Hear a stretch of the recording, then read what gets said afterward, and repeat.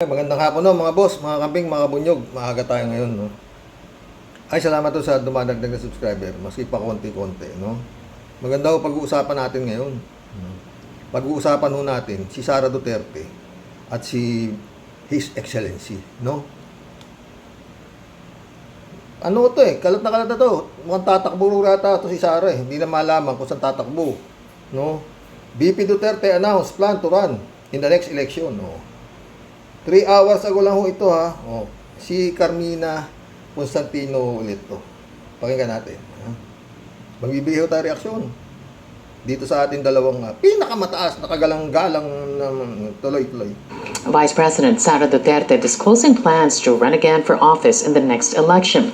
Duterte did not say what position she plans to run for, even as her term as vice president ends in 2028. The next elections will be held in 2025 for Senate, congressional, and local seats. Poll body chairman George Garcia notes possible scenarios if Duterte pushed through with her plans to run. Ito maganda ho to. Yung sasabihin nito si Harry Roque. Parang si Harry Roque kasi magsalita. Si George Garcia, no? Tuloy-tuloy. Even if her term as vice president hasn't ended yet. As far as the COMELEC is concerned, if an official, elective official presently elected and serving will run to a position higher or lower than the position that he is presently holding, and if he or she will lose the election, then he will go back to the present position that he has Yun. Maski pala naman siya matalo, kung sakaling tatakbo siya sa Senado, vice president pa rin siya. Alam nyo, nangyari na po ito mag-rewind ho tayo, Nangyari po ito kay Alfredo Lim. Senador ho siya, nanalo ho siya bilang senador. Tapos nagkaroon ho ng eleksyon, local election. Senador siya, tumakbo ho siyang mayor ng Maynila. Yun. Nanalo ho siya. Kaya malis na siya sa Senado. Pero kung natalo si Alfredo Lim, balik siya bilang senador. Ganon din pala to. Ang problema dito, si Alfredo Lim senador lang. Ito, marami hong hinahawakan to si Sara.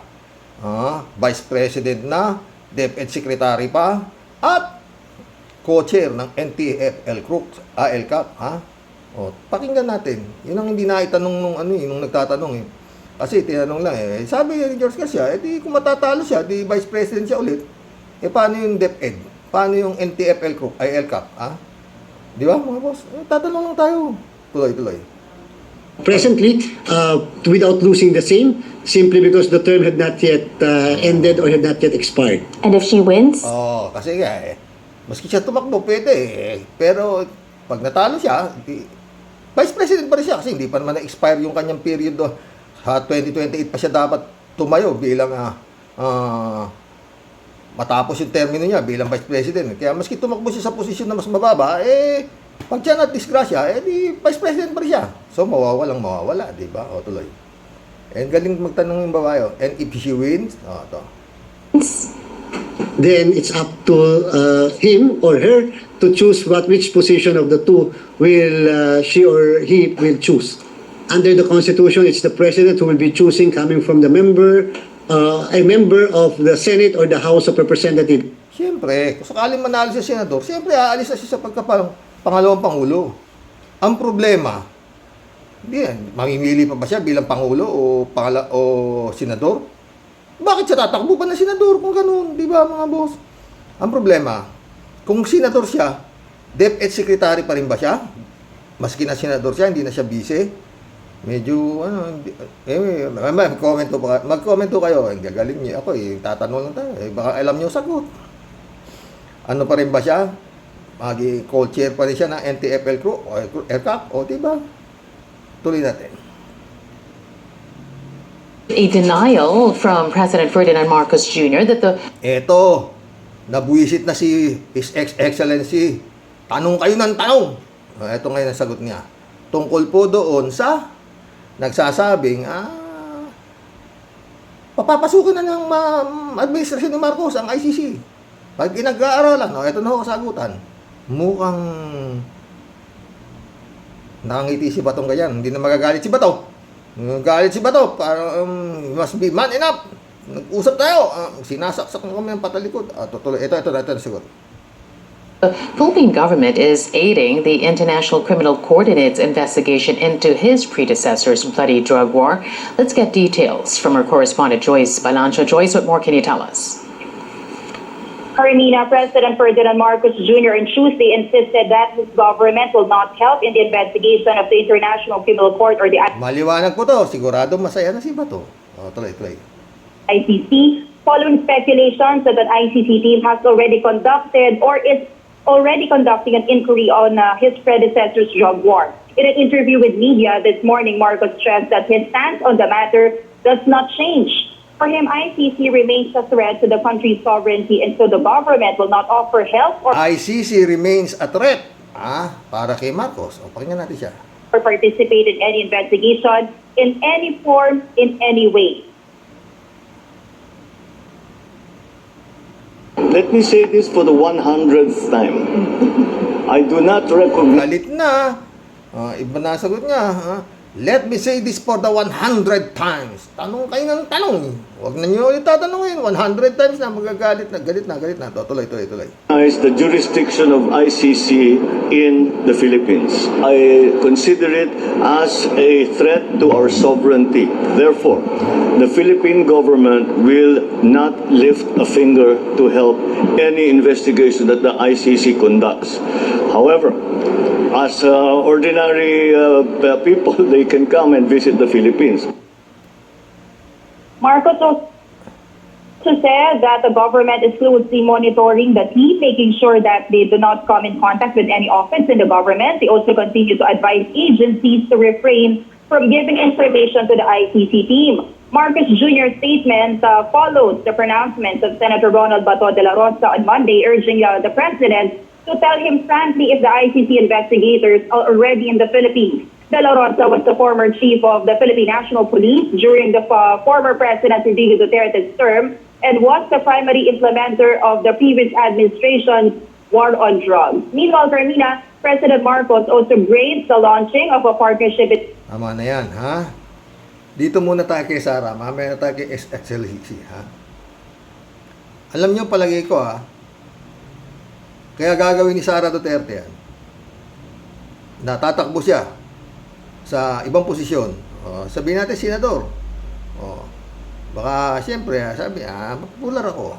Baka, iniisip niya na makakakuha ulit siya ng 32 million votes. Kasi nga, may pwedeng tinetesting niya ang tubig kung paano pa ang boto niya na makukuha. Ganun o yan. Kung susuportahan pa rin siya, kasi yung 32 million niya, di naman boto lang ng galing suporta. Yung 32 million niya na nakuha niya sa sinasabing Smartmatic, meron ho doon mga loyalist na Marcos na sumuporta sa kanya. Kaya nga, 1,000 lang ang 1,000 lang diferensya nila si Marcos tsaka ni Sara, di ba? 31, 32, ganun di ba? Yun ang gustong matesting ni Sara. Kung susuportahan pa siya talaga ng mga Marcos loyalists o hindi na. Kung galit sa kanya o whatsoever. Kung tatakbo si Sara at ang inaasahan niya ganun ang makukuha niya, siya magiging number 1 senador. Tung darating na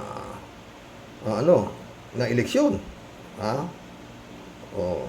O maaring hindi natatakbo si Digong. O baka satakbo sila mag-ama. Nasa survey si Digong, number 1 sa Tanggi. Tangare ba yun? Tanggire. Yun.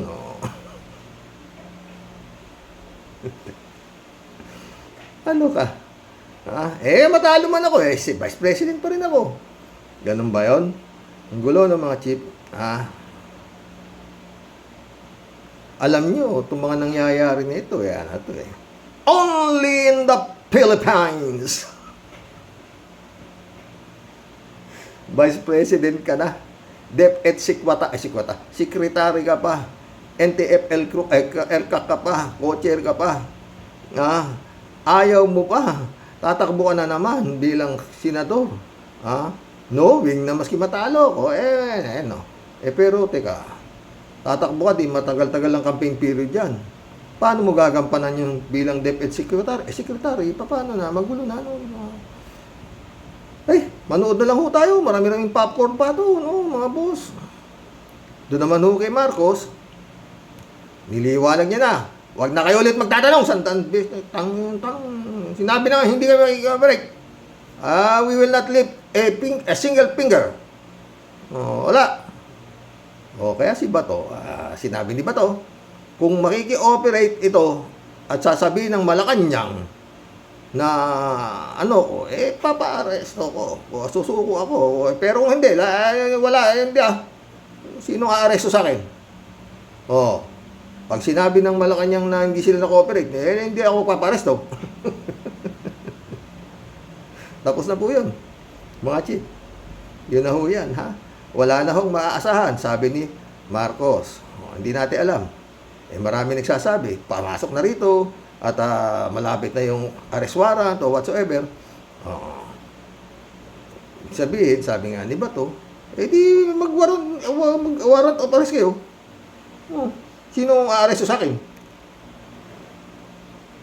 Sabi sa akin, hindi sila makiki-operate. Sino mag-aaresto sa akin? Hindi naman makiki-operate. Di, patay tayo dyan. Ano na? International Criminal Court. Hindi makiki-operate si Marcos. Poproteksyon na niya si Duterte. Maliwanag naman di ba? Anong threat to our judiciary sinasabi mo? Yun nga ang Supreme Court Sinabing may karapatan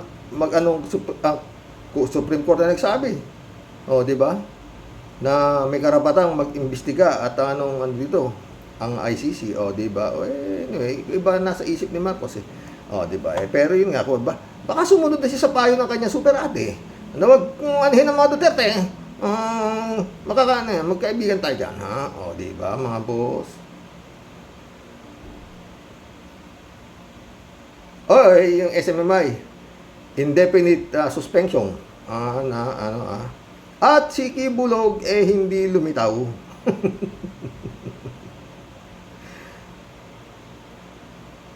May posibilidad. Hindi na nga tayo naki-operate sa ICC. Babaliwalain na nga ng gobyerno yung ICC. Bakit hindi babaliwalain ng gobyerno yung treaty na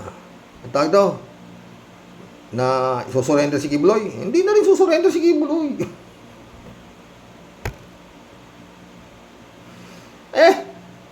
But yung treaty. Anong treaty? Napanood ko kanina yung Senate hearing doon sa Kikibulog. Wala si pero si Senador Rintoberos lang wala, nandun si Coco Pimentel, pero hindi naman nagtanong yata si Coco tungkol doon sa nangyayaring kaso na iniimbestigahan si Kibuloy. Iba naman yata tinanong ni Coco doon Basta yun gaano yung treaty pag-uusapan nila, no? Mga boss. Wala si Bato. Bato. Si Reincarnation ni Santo Niño, talagang bumandera si Bato sa investigasyon doon. Yung sa Socorro, talagang magaling si Bato magtanong dito. Wala si Bato, hindi nakita si Bato sa Senado. No show si Bato. Bakit Bato? Kala ko ba paano ba? Dapat dyan medyo maganda sana tignan dyan si Bato. Walang kaibigan para sa taong bayan. Mag-iimbestiga ako dito sa nangyayaring kaso na mga pangmumolestya sa mga kababaihan nitong pastor na to. Yari ka kay Digong. Taragis na yan. Atawa na lang talaga tayo mga boss Loko. Nabaliwala ho yung ICC ayon sa Pangulo ng Pilipinas. Baka mabaliwala rin yung extradition treaty. Hindi rin namin bibigay si Kibulog. Hindi na nga bibigay. Hindi na nga makikikooperate sa International Criminal Court, bakit makiki-operate pa huli si Kibulog? Mawawala ng spiritual advisor si Digong, o, di ba? Taragis na yun. Pilipinas, ano na? At yun nga, Sara Duterte, tatakbo. Oo. Ha? Grabe si Kibulog, oh, kung totoo mo. Pero malamang totoo yung sinasabi, no? Hanggang Ukraine pala, maraming nauto-uto. May nabanatan palang mga Ukrainian, puputi ng Ukrainian, kalat ni, kala mo. Tarigis na yan. Ha? Eh, kung ayaw mong ialay yung katawan mo, hindi ka makakapunta sa langit. Ano ba, mga chip? Anong klaseng kamang mga yan? Grabe, no? Hindi ka mapupunta sa langit, iha. Ha? Ka maingay, iha. Sabi ng babae kanina, oh, yung Pilipina, oh. Oo. Laraw siya nagawa. Katitik na lang daw siya sa kisame habang siya ay binibindisyon ni Kibuloy. No? Napanood nyo ba? X-rated ho yung mga pangumpisal ng babae. No. Oo. Pinapaligo raw siya, pinagamit siya ng mabangong sa pabango. At yung paboritong pabango ni Kibulog ang kanyang ginamit, no? At yun, minasahe niya ang paa ni Kibuloy. At tapos ganun, at pinayupo na raw siya sa kama. At alay na yung kanyang katawan. At yun na first time siya ni Kibuloy. At yun ay minor de edad pa siya, kalat ni. Ha? Pero natatandaan niyo mga boss, ha? Dating hindi pa ho iniimbestiga si Kibulog. Dati sinabi ko na yan. Dahil ho nagkakaroon nga ako ng investigasyon dito kay Senior Aguiw, no? Sabi ko, kung dapat imbestigahan ni si Kibuloy, mas masahol si Kibuloy kaysa dito kay Aguiw. Kasi nga si Kibulog, wanted ng FBI sa, yun nga, mga human trafficking at rape, ha? Nangyari. Pero wala pa ho investigasyon. Dati sinabi ko na yan, nangyari, di ba? May krus ako sa dila, Pagka inano ko, nangyayari. Mag-collab na po tayo. Magbigay po kayong reaksyon tungkol dito sa ating dalawang kagalang lang kung anong gusto nilang mangyari, no?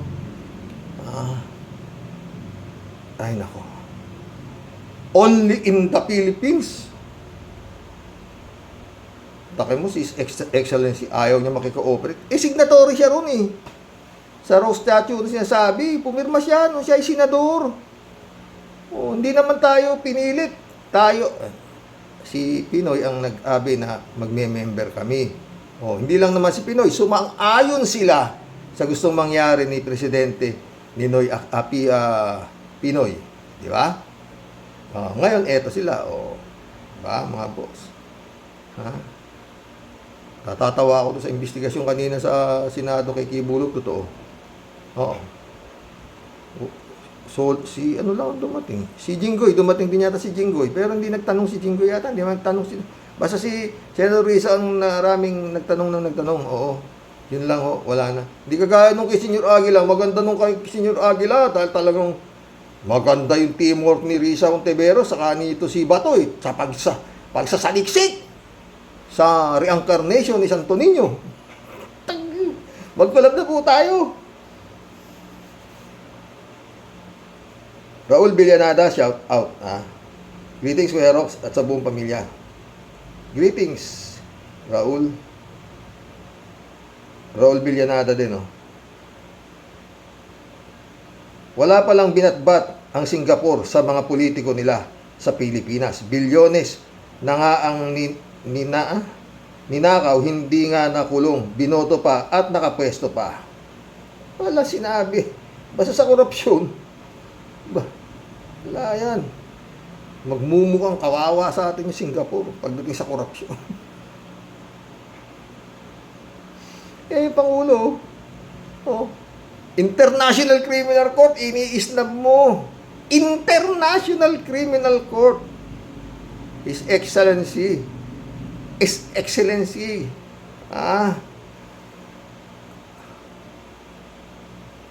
Raul Villanada ulit, Wala palang motion for reconsideration sa Singapore. Sa Pinas lahat ng motion hanggang motion dancer latag pa. Totoo yan. Tsaka hindi pa naman siya paano magmo-motion for reconsideration. Aakusahan pa lang siya.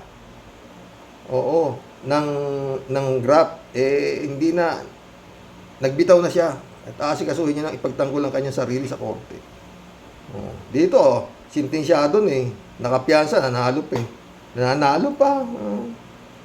Grabe yung batas natin. Ferdinand, Temari Bernardo, shout out. Kakahiya nga dito sa atin, iba ang nananalo. Iba ang pinoproklama dahil sa pandaraya tulad nung kay Ramos at Santiago. 8 diretso sa Duterte's minions. Kapal ng mga muka, politiko natin. Kailan kaya ganyan katilo ang mga politiko natin at di na magpapakatuta sa mga national leaders. Ang local leaders natin kasi pareho lang naman silang binoto ng mga tao. Kung sa bagay, smart magic wins. Sabi ni Temari Bernardo. Ed Torres, shout out. Good evening, Karok. Sa ibang bansa, meron silang delikadesa. Dito sa Pinas, nananalo pa ang senador, congressman, kung suswertehin pa, presidente. Hindi yata alam dito yung meaning ng delikadesa, Ed Torres. Ed Torres ulit. Mga politiko sa atin, mga sheep, barnacles, ang kakapal, buhos. Buhos ba, buhos? Felipe Glor. Welcome to the club. Felipe Glor. Sa Pinas, convicted na sa bribery, di pa nagre-resign, kapal. Iba tayo. Only in the Philippines nga, no? Ladies Anita, shout out. Good evening po, Sir Rox, and to your loving family. At sa aming lahat na sumusubaybay po sa programa mo po. Stay safe and God bless po tayong lahat. Ang ganda ng topic mo po ngayon. Para din po dito sa Japan. Sa Japan siya.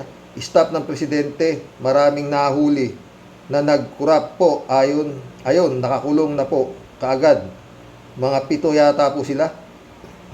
Kapareho dito sa Japan lahat. Bawal po, lalo kapag election day po. Ibang-iba dyan sa atin.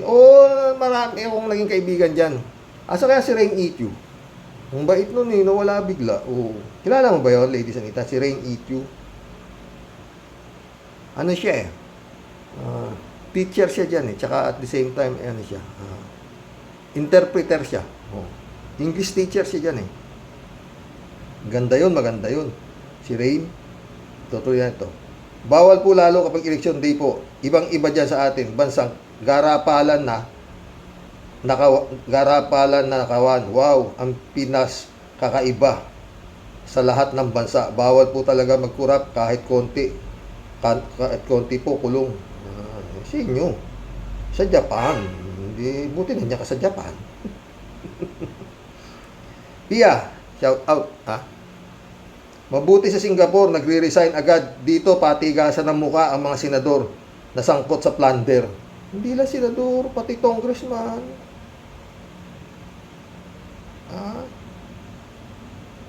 Ladies Anita ulit Balimbing yan si Amy Marcos, manotok. Wala akong tiwala sa kanya, sa totoo lang po. Ayoko sa kanya. Pares tayo. Ewan ko ba? Totong Gonzales, shout out. Gandang gabi po, Sir Rox. May pagbabago ba dito sa atin? Ang totoo, nadagdagan pa ng lungsod ang Pilipinas. Nadagdagan pa ng lungsod ang Pilipinas. Ang Corruption City. Ito lang po ang maganda sa hindi ka naka-live, no? Parang naka-live na. Pero dito, pag umauubo po ako, na ipopost ko. Pag naka-live ka, hindi pwede. Diba? Corruption City. Nakagis. Yan po ang bagong lungsod. Masisipag po ang mga namumuno dyan. Bawal po ang tao dyan na hindi marunong mangurap. Kaya nga po ang tawag Holy Land. Bullshit talaga. Good health po, Xerox. Napatawa mo ko, Totong Gonzales ka. Hindi ko alam yan ha. Nadagdagan na pala city. Corruption City.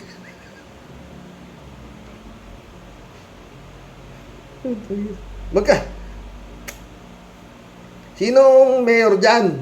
Sa Corruption City na yan. Sino city mayor dyan, ha? Ladies Anita.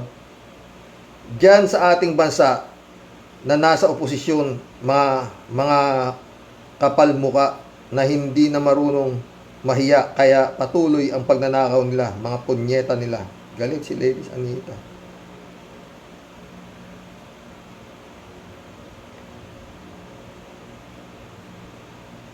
Teddy Nanaska, Singapore, dollar lang yun. Hindi ko makuha ang ibig sabihin. Ladies Anita ulit, Sir, okay. Good night po sa inyo and loving family mo po sa lahat ng kapwa mo na viewers. Sleep well po para bukas fresh ang pace natin at maaliwalas ang isipan natin po bukas. Salamat po, Sir okay. Nagustuhan ko po ang topic mo po ngayon, gabi na ito. Nagustuhan ko po ang topic mo ngayong gabi na to. Salamat ha. Mas magugustuhan mo to, Ladies Anita. Julito Rubilos, shout out. Brother Rox, may delikadesa. Sa Pinas, mas makapal, mas matatag ang involved sa korupsyon. Pag di ka korap sa Pilipinas, wala ka. Tatapong ka na. Ito yung si BP Lenny. Sayang. Erlinda Aquino, shout out. Kuya, hayaan mo na. Kahit konti lang ang kinikita mo sa pagbablog. Nag-i-enjoy naman tayo sa isa't isa. Huwag kang magsasawa. Gabi-gabi akong nanonood at nakikinig sa'yo. Oy, salamat, Erlinda. Oo. Samahan nyo lang ako sa dasal dito sa aking hipag at mukhang malaking demonyo pumasok sa tuktok nitong babae na to. Malaking diferensya talaga, oo. Kung hindi ako nagbablog, baka ano ko oo, totoo. Na ano ako, pag iniisip ko yung kahayupang ginawa sa asawa ko. Nalilibang lang ako. Maski yung misis ko, nalilibang din siya. Sa mga comments nyo, pag binabasa ko sa kanya, natatawa siya. At saka salamat po doon sa mga tumutulong sa amin. Totoo yan. Elizabeth Iscari ulit, Good evening, Sir Rox. Shoutout Elizabeth Iscari, ha. Ang ganda naman sa sistema niya sa Singapore. May kusa ang kurap na nasa posisyon. Doon na magre-resign para malinis daw ang kanyang pangalan. Kabaligtaran dito sa Pinas, na kahit booking na, ayaw pang umalis sa pwesto. Ganyang kagarapal ang mga nasa gobyerno dito. Mga mukhang pera, kaya nga nagpapatayan ang mga politiko natin dito para huwag lang mawala sa pwesto. Grabe, di ba? Totoo. Basi nga sa barangay lang mga boss. Sa barangay lang. Grabe na. Pag kinalaban mo yung kapitan, paglalagyan ka pagka matibay yung kapitan kaya iba, hindi na nilalabanan. Lalo pag alam nila yung kapitan nanggugurgur. Di ba? Kapitan pa lang yan, ha? Ramon Valencia, shout out. Good morning night, bossing. Sa Pinas, pag pumasok ka sa politika, kailangan makapal ang mukha mo at bituka, pati na rin yung wala ka ring kahihiyan. Yun talaga, di ba sabi ko? Pag hindi makapal ang mukha mo, hindi ka pwedeng politiko sa Pinas. Ay, nako. Ramon Valencia ulit, Bossing, ako hindi naniniwala na wala siyang alam. Hindi ba siya nagtataka na dumadami ang pera niya? Di ba? Basta ikaw magnanakaw, kailangan mahusay magtanga-tangahan, ha? Federico Mandaco, shout out, ha? Kaya hindi nakapagtataka kung bakit napakaunlad na Singapore dahil kontrolado ang korupsyon. Sa kahihiyan sa kahihiyan ay nagre-resign yung akusado. Akusado pa lang yun, ha? Pero nag-resign daw para linisin ang pangalan. No match sila sa Pilipinas. Dito, convicted na. Dito, convicted na. Ayaw mag-resign. Kapal talaga ng muka. Aapila pa daw. Dito, kahit may kaso at convicted, nananalo pa sa eleksyon. Number 1 pa. Meron namang not guilty raw. Pero, pinapasoli yung pera na pumasok sa account. Anong klase yun? Nasa account niya yung pera pero di raw niya alam at di niya isosole. Aba, talagang makapalang muka. Di naman pala kaya yung hindi pa pala yung pera. Ba't tayo isoli sa gobyerno? Kaya yung Singapore, panis kayo sa Pilipinas. Pang Guinness World of Record ang Pilipinas pagdating sa korupsyon. Oh. Taris. Totoo yan, Federico. Pang Guinness, ah? Elizabeth Iscari ulit, oh. Xerox, iba talaga ang ating bansa sa kakapal ng muka ng mga naging politiko dito. Hanep, kahit sentensyado na at napatunayan na guilty sila. Ayun, at ang dami pa ding gusto nasa gobyerno kasi. Nasa gobyerno nga kasi, legal na legal ang kanilang pagnanakaw at kapit tuko pa ang mga yan. Kasi nga, dyan nila pinakakain ang kanilang pamilya sa marangyang pamumuhay. Wow, di ba? Kaya paano tayo asenso? Palubog na nga, mas lalo pang nilulubog. Hay.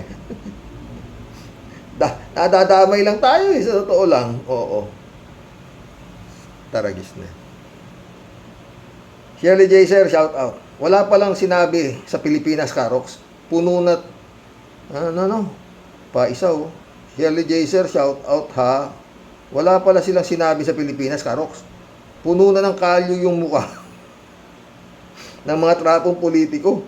Wala nang kahihiyan. Hindi sila tinatabla ng hiya. Kahit naman hindi natin iboto yung mga kurap na yan, Karox. Ang problema kasi natin ay sa COMELEC. Pag siguro wala na yung mga trapong politiko na yan, doon lang mababago ang buhay ng mga tao sa Pinas. Totoo yan, Shirley. Paano mo hindi babasahin itong mga ganitong comment, Aber? Federico Mandak ulit, oh. Nasabi ko na noon, yan si Amy, kumbaga sa baraha, joker. Playing safe yan, pero ang mga Duterte, di yan tanga. Pero ang mga Duterte, di yan tanga, Amy. Gagamitin ka din yan. Kahit magkaisa uli ang unitives, gamitan lang yan. Pag nakapwesto na, away-away uli yan. Tapos, kawawa ang taong bayan dahil sa katangahan nila kahit naghihirap na sinasamba pa rin yung idolo nila. Nadamay pa yung matitino. Pwe, ina nyo. Kala ko ama nyo. Yan. Librado Ludovico, shout out. Blessed morning, Karoke. And to all Rocky Warriors watching from Edmonton, Alberta, Canada. God bless. Po, stay safe and healthy. Singapore yan, pero dito sa Pinas, nakulong na dahil sa pagnanakaw. Laya pa, leche mga opisyal ng gobyerno at mga politiko. Mabibilang sa daliri ang matitino. Tawa-tawa. Wala kayo sinabi sa Pilipinas. Talaga wala silang binatbat sa Pilipinas. Kalat ni Baya, shout out basta kabayo, gwapo. Patay tayo dyan. Nakilala mo si kabayo. Hello, Miss Akira Milos. Great day, sabi niya. Sabi ni Kalatni, oh. Joe Flores, my friend, shout out. Menopause. Shout out, naka. Busy ka yata masyado. Jeff Ramos, nak, shout out. June Lagon, shout out, my friend. Elizabeth Iscari ulit, oh. Ito naman si Amy Marcos. Sip-sip talaga ito sa mga Duterte. Kitang-kita naman kung ipagtanggol niya ang mga ito. Sa lahat ng batikos, wow, palitan mo na, kaya ang apelyido mo, gawin mo na rin yung Duterte. Pwede naman, di ba? Si Mangusin nga, pinalitan ng Marcos yung apelyido niya. Di ba? Okay, tama niya pala. Unahin daw ang mamamayang Pilipino. Tanga pala itong babae na to. Senador ka pa naman, ginagawa mo kaming mabubo. Ginagawa mo kaming bobo at walang alam. Tumigil ka nga sa kadadada mo, buisit. Galit si Elizabeth Iscari kay Baba, kay Amy. Galit. Sino ba naman matutuwa kasi? Librado Ludovico ulit, oh. Tawa-tawa siya, oh. Kapakanan ng bumoboto, hoy, babalina, lokohin mo lelang mong panot. Patawa ka. Uniteam, wala na, wasak team. Dapat ang legacy ng inyong ama, ewan. Talagang hirap intindihin eh, di ba? Good evening, Karoke. Sabi ni Kalatni. Wala na patumpik-tumpik. Bombachuin mo na, Karoke. Biwil Mama Bear. Okay si Mama Bear. Pag na-schedule na yung operasyon niya, yung baka sa... Pero pipilitin ko mag-vlog. Oo. Maski nandun kami sa ospital. Oo. Erlinda Cox. Welcome to the club, Erlinda Cox. If all government officials are honest, Philippines will have no more officials. Ang galing nito, Erlinda Cox. So, if all government officials are honest, Philippines will have no more official. Sang-ayon ako sa iyan. Sang-ayon ako sa iyan. Pag honest, talo eh. Pag walang yan, nanalo. Okay na. Kalat ni Baya ulit. Uuna, tama si Senador. Palaging nauuna ang bulsa kaysa sa bayan. Ayos sa kagaguhan. Una bayan, anong pambulsa ng sinasabi mo, Kalat ni? Sabi niya, una daw bayan. Lorna Bele, shout out. Brother Eliasio, shout out. Rachel Isguera, shout out. Sabi ni Lorna Bele. So, ang mga nangyayaring korupsyon, paggamit ng ibang tao para maitago ang mga nakaw na pera ng taong bayan ay ang original corrupt na dating Presidente Marcos Sr. at ang diktador niyang asawa na si Imel DP. Sinobrahan lang nila masyado ang kasamaan ng yumaong diktador.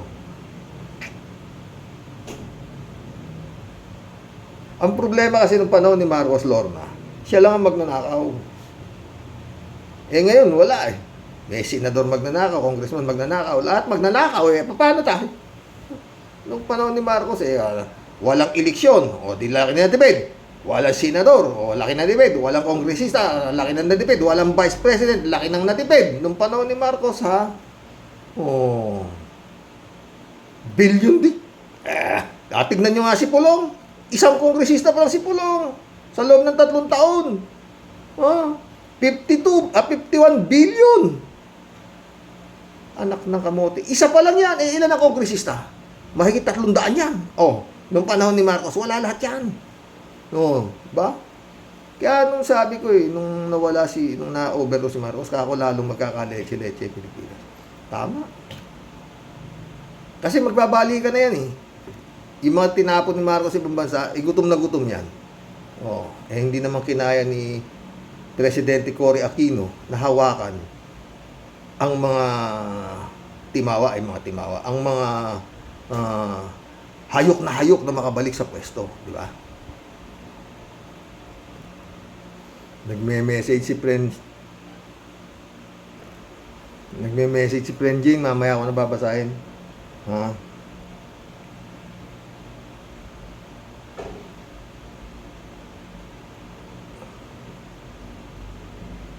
Friend Shervin Sapeda, shout out Christian Sen, July 7 Alcantara, shout out sa inyo mga friend.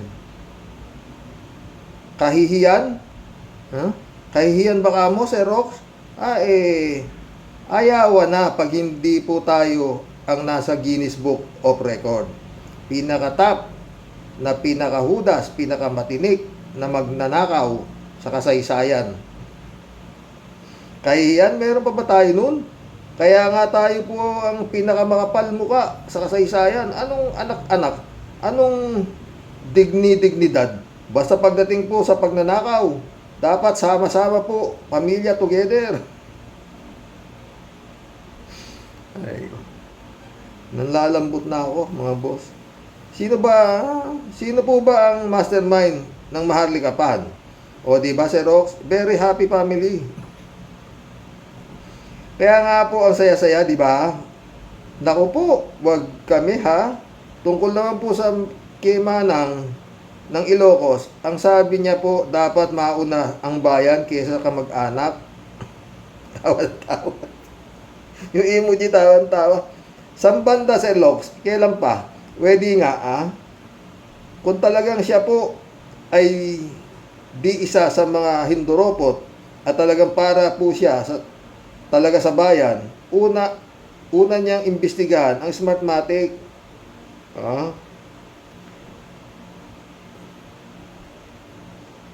No?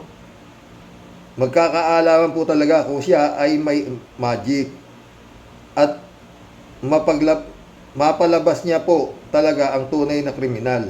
Sa lahat po ng mga kaguluhan, puro dusa, puro pasakit, sa lahat po ng mga kawawa nating kababayan na nagaganap po sa ngayon at walang awa at puso para sa mga Pilipino. Pero siyempre, doon pa siya kampi sa mga taga-Durian.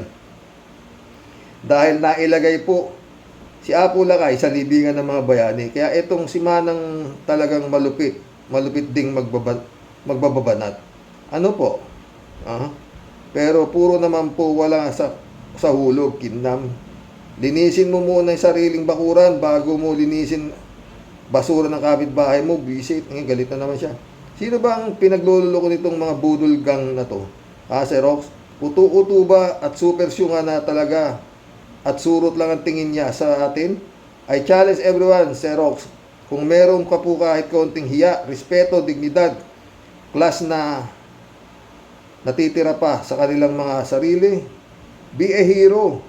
Do the same thing sa ginawa ng other countries. Resign, step down. There's nothing wrong if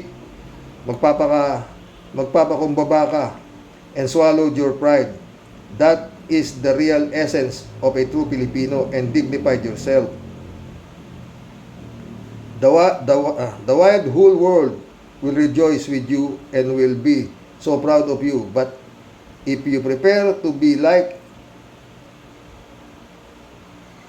a PC of trust, then so be it. At the end of your journey, puro lang langaw at uod, rejoicing with you. Kasama mong mabubulok, nothing but a piece of trust. A piece of trust. What you've left behind to be your legacy and for everyone to remember about you. That's all po. No more further kuda na po, Xerox. Yung pong basyang muli pong magbabalik sa susunod na kabanata. Ang sa inyo pong lahat, tunay pong nagmamahal. Di po plastic, ito po ang asungot ninyo, Tia Deli. Hanggang sa muli po, pagpalain po tayong lahat ni Lord na may tunay pong konsensya at di po pasaway. Ingat po palagi, Xerox. Shout out sa aming tunay na hero na Master Rox. Saludo po kami sa iyo. Mas marami pa sanang magpalo at marami pang blessings para sa iyo, Xerox. Salamat. Ako rin. Sana marami pang blessings na dumating sa iyo at para marami ka pang matulungan. So, totoo lang, friend Shervin. Shout out, friend Ami Bingson. Dolor Garcia, Belinda Magtangob, shout out sa iyo dyan, sa Italy. Very busy talaga si friend Ami. Friend Shervin. Rolando Resco, shout out. Sa Pinas, walang ganyan. Kasi, karamihan dito, makapal ang mukha. Nasa pandarambong lang ginagawa. Kunwari para daw sila sa bayan. Pwe. Yun nga eh. Friend Shervin sa PETA ulit Kung talagang may Diyos ka po sa puso mo at may takot ka po sa Kanya, di mo po uunahin ang kayamanan at pagiging makapangyarihan at pagiging siga o bida. Lahat po yan ay may baliwala at walang kwenta. Pansamantala mo lang lahat na may enjoy. Mas masarap pong i-look forward at the end of your journey kasi Lord po ang naghihintay sa iyo at makakasama mo kesa si Satanas nakasama sa tabi mo. Your choice, si Taning o si Lord. Siyempre si Lord, friend. Friend Shervin ulit Sa dami po ng katropa ni Taning, party-party at happy-happy silang lahat sa impyerno. Sigurado. Bernardo Chansing, shout out sabi niya. Dito sa Pilipinas, paligsahan sa pagkurakot kapag nakaupo na. Kaya walang kwentang pamamahala. Sino man ang maupo, kailanman ay walang patutunguhan na maganda. Ang duties nila ay pandarambong at pangungutong. Sang-ayon ako sa iyan, Bernardo Chansing. Bernardo Chansing ulit Tama na, buladas ninyo, mga Marcos. Kung hindi nagmilagro ang smart magic, nakasabwat, malayong mangyari ang pagkakaupo ninyo sa palasyo. Dapat nakulong ang gahaman at ganid na si Imelda, swapang sa lahat ng bagay. Galit si Bernardo.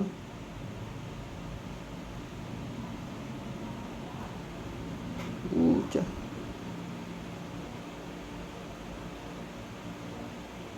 Buti hindi naputol gumanon yung kuryente, nag-fluctuate Buti hindi naputol. Tuloy. Sami, shout out. Karox, kawawa naman kayo, nasa Pinas, buti na lang nasa US na kami. Ingat, God bless. Buti ka pa, nandiyan ka. Sancho Panza de la Brocha, shout out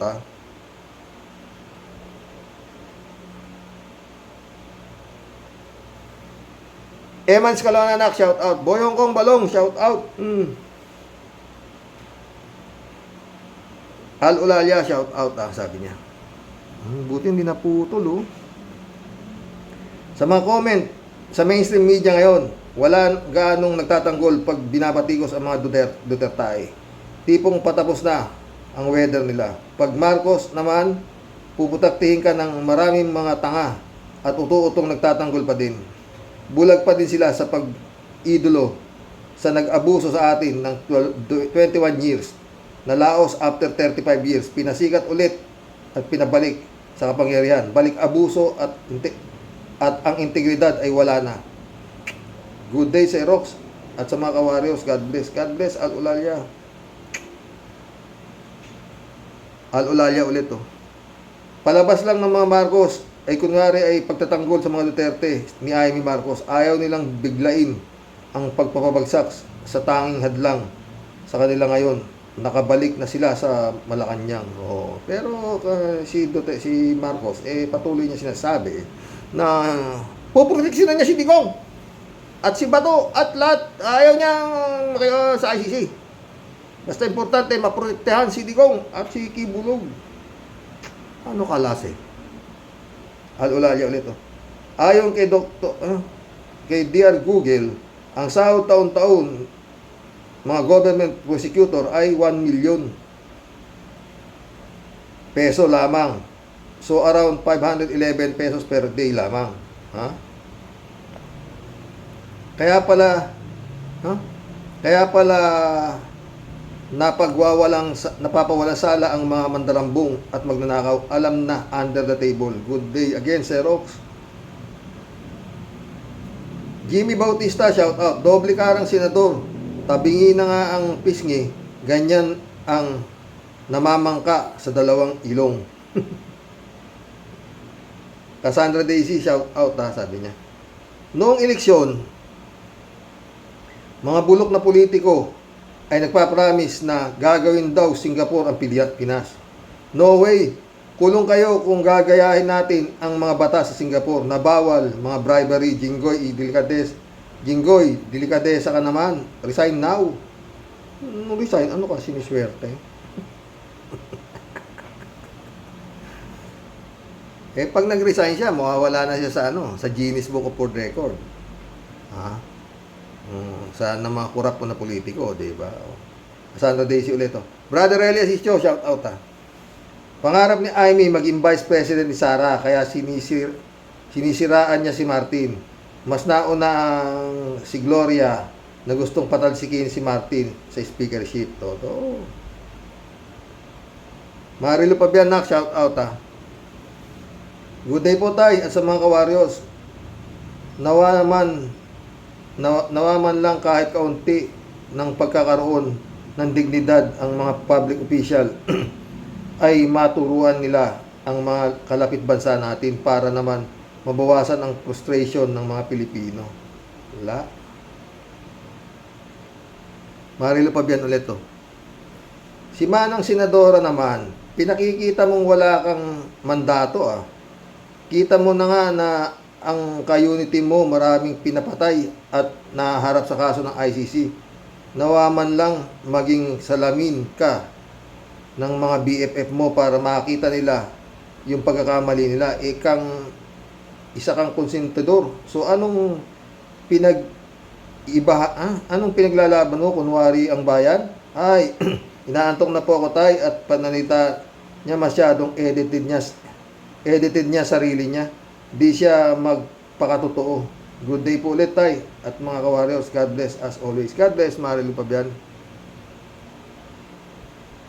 Christian Cheng nak, shout out ha. Wow, sana all. A pleasant PM po Tatay Rox and to all ka-warriors. If ganyan man lang sana ang government official dito sa Pilipinas, like yan Singapore, ano po tay? Ano po tay Rox? Di everybody sing. Totoo. Wala hindi pwede ha. Mawawala tayo sa Guinness Book of World Record. 3JC Hope, shout out. Hello Sir Rox. Yung nasuspindi na naman ang SMMI ay indefinitely. Tawa-tawa siya. Ang saya-saya, di ba? Ay, sarap ng feeling, di ba? Oo. Pag napanood mo tong vlog ko ngayon, hindi na sasarap ang feeling mo. Ha? Sasakit na naman ang ulo mo, friend Jing. Christian Cheng ulit, oh. Pero wala eh. Ang ganyang politiko, public servant dito sa Pilipinas, si Madam Atty. Leni Robredo at yung line-up niya noong eleksyon. Kaya lang, dinaya kasi ng mga unitives na tambalos pa.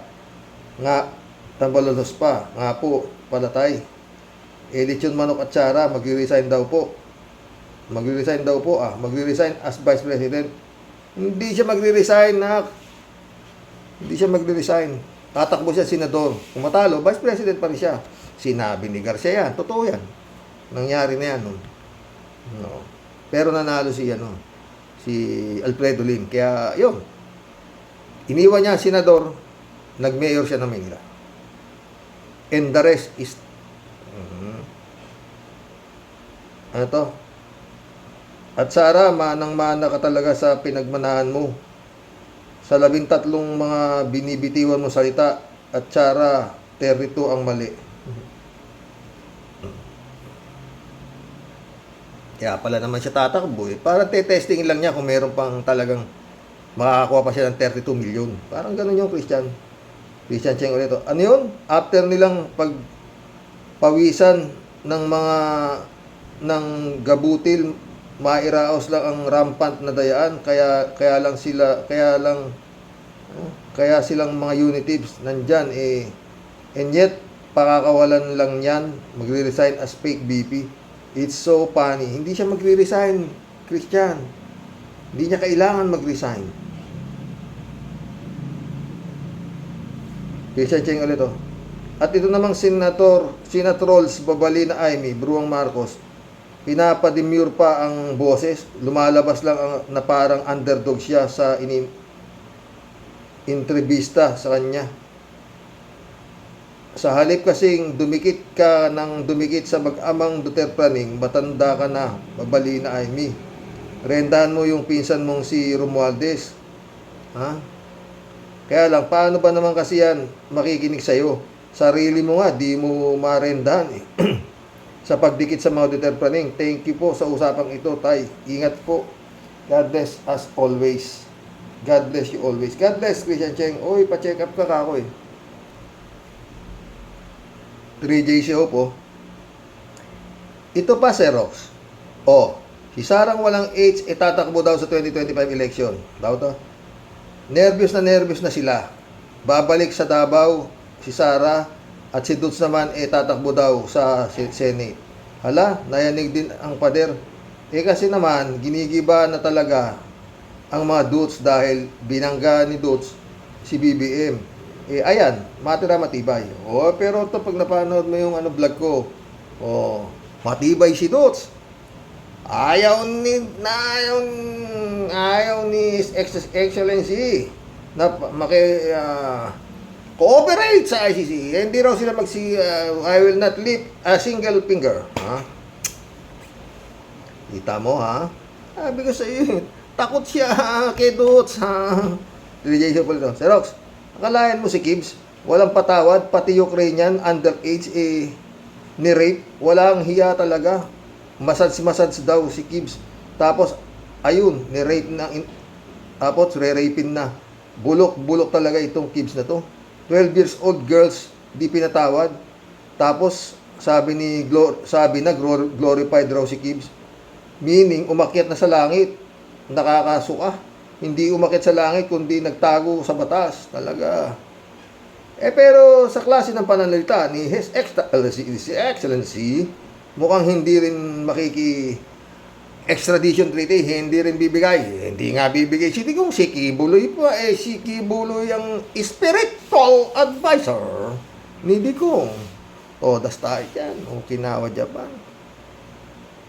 3J Siopolito. Kung Singaporean ang na-rape ni Gibbs, naku, Sir Rox, talagang babalatan ng buhay yan si Gibbs ng Singapore authorities. Oo. Pero Ukrainian, ha? Ukrainian. Mabagsik. Di ba lumaban yata yung Ukraine sa Russia, di ba? Paku, Diyos ko, kung kibuglog ka. Pero nag-glorified na. Wala na siguro sa Earth. Baka Gibbs is somewhere in the universe.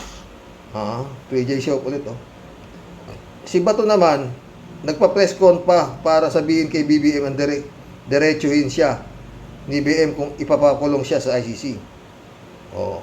Wala daw isang salita si BBM na sinabihan siya na hindi sila ibibigay sa ICC. Eto na yung vlog ko, friend Jane, sinabi na, hindi siya bibigay, hindi makikooperate. Pwede kayong pumunta rito as an ordinary, pero sinabihan ko lahat ng na huwag kayong magbibigay ng anumang impormasyon. Tigas, hindi natin alam, baka mamaya, hindi mo alam, baka lang yun, kaya ganun magsalita yun. Pag nag-normal yun, iba na naman ang utak nun. Di ba sinasabi natin, Sir Rox, pinangakuan ka nga ni BBM, gusto mo pa to pa rin pa niya, manigas ka ba to? Yan na, sinabi na nga, natuloy ang pangako. Hindi nga lang natin alam kung normal siya. Hindi natin alam, baka mamaya, paano? Pag na-normal na naman, iba na. 3J show ulit, Si Aling Sarang walang ace. Nag-beast mode na. Di na makahintay. Babalik na sa Davao. Kasi doon, reynang-reyna siya. At si Tatay Diggs naman, ang nasa Senado. Yun kung di maaresto silang mag-ama bago 2025. Yan ang sinasabi natin kung ano ang itinanim siyang aanihin. Ang problema nga dyan, friend Jane, kung sakaling dadapat subalit na mananalo nga siya sa kanyang tatakbuhang posisyon at bababa siya bilang pangalawang panggulo, hindi na siya DepEd o ganun pa rin, DepEd ka pa rin at saka yun nga, dami niyang pwesto. Co-chair ka pa rin ng FTL Aircraft, 3J show ulit. Si Rox, parang hilong-hilo na sila Dutz at si Gibbs. Binobombard sila left and right ng mga issue. Nasa palabas ba naman kasi nila ang Palboron video issue? Wala namang video, sabi na nga ni Diggs. Ayan, nahilo na kesyo, magme-mayor na lang si Sara sa Davao, magsisenador si Tatay Diggs, may Davao is not for sale, may 51 billion na tututukan ng COA, di sila makatulog niyan sa gabi, kakaisip ng counter-attack. Kaso, sabi ni Trillanes, yung warrant of arrest malapit na. Pero sabi na nga ni Excellency, hindi siya makikikooperate. 3J show ulit. Sir Rox, do you think that Dutz believes and trust Amy? Kung smart si Amy, isipin na lang niya na magkaaway na ang Dutz at Marcos. Ano man ang sabihin ni Amy, siyempre, iisipin ni Duterte na blood is thicker than water. Kahit paano, come what may, pamilya pa rin ni Amy, kapatid pa rin niya ang presidente ng Pilipinas. Di ba? Maiisip ni Dutz at Sara kung Na traidor mo nga sarili mong pamilya, kami pa kaya na di mo kadugo, ang di mo traidorin sa inaharap mo, sa hiraharap o pag nagkagipitan, isip-isip din, ay may totoo yan, friend. Galing mo talaga. Ha? Kuha mo, ha? Siyempre. Hindi, siyempre yung maiisip ni Dutz, sarili mong pamilya, pinapagpalit mo sa amin, Tapos, sino kami para hindi pagpalit, di ba? Pre-JC ulit, Alam mo, Xerox, meron akong advice kila Sara. Advisor ng mga profesyon ko ngayon. Tawa-tawa siya, Ito ang advice ko. Total, may pera naman sila, Sara. Bumili kaya sila ng loto worth 30 million. At tatama sila ng 600 million. Basta kontakin nila si PCSO manager at bigyan sila ng abutan na lang ng konti porsyento. Tayaan nila lahat ng loto, tiyak. May hit nila ang lahat ng jackpot. O di ba, winner Xerox? Wala, di papayag si ang pangalan ng general manager niya, Robles ba? Robles? Kung tama yung mukhang nakatono yung katono yata yung nangyayari sa PCSO. Robles, Ay, mission accomplished mga boss. Oy, maganda po yung topic natin, Inaasahan ko yung mga comments nyo. Sana gandahan nyo, dahil yan. Parang hilo na si Sara. Hindi niya na alam kung anong gagawin niya, di ba? Anyway, sabi nga ni Garcia, matalo ka man, Vice President ka pa rin. You need not. Hindi mo kailangan mag-resign. Nangyari naman talaga yan. Pag nanalo siya, di aalis na siya sa pagka-vice president. Nalaman niya na meron pa rin boboto sa kanya maski na kung wala naman siyang ginagawa. God bless mga boss. At si His Excellency, nasagot na. We will not cooperate. We will not lift a single finger. Walang kooperasyon mangyayari sa ICC. Kaya si Bato ay walang mag-aaresto sa kanya dahil hindi raw walang aresto. Lalaban ako pag pina-aresto niyo ako. Sabi ni Marcos sa akin, hindi siya cooperate. Ganun yun. Patay tayo dyan. Kawawang Juan de la Cruz. Magandang gabi po. God bless, mga boss.